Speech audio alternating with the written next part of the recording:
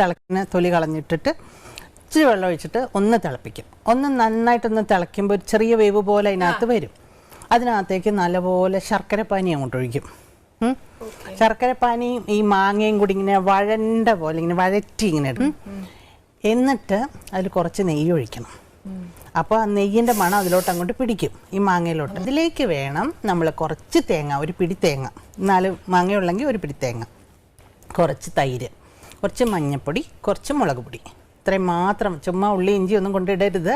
ഇത്രയേ ഉള്ളൂ, കഴിഞ്ഞ കോമ്പിനേഷൻ. ഇത് നന്നായിട്ട് അരയ്ക്കുക, നന്നായിട്ട് വെണ്ണ പോലെ അരച്ചെടുക്കുക. ഈ മാമ്പഴത്തിൻ്റെ ഈ കുറുക്കി വെച്ചിട്ടില്ല അതിനകത്തോട്ട് ഒഴിക്കുക.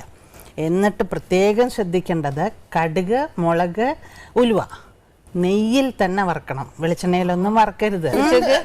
വെളിച്ചെണ്ണയിലൊക്കെ വറുത്തത് സാധാരണ പുളിശ്ശേരിയായി പോകും. കളം പോലെ ഇരിക്കണം, കുറുകിയ പോലെ ഇരിക്കും, ഒരു പാത്രത്തിൽ ഇങ്ങനെ കുറുകിയ പോലെ. എന്നുവെച്ചാൽ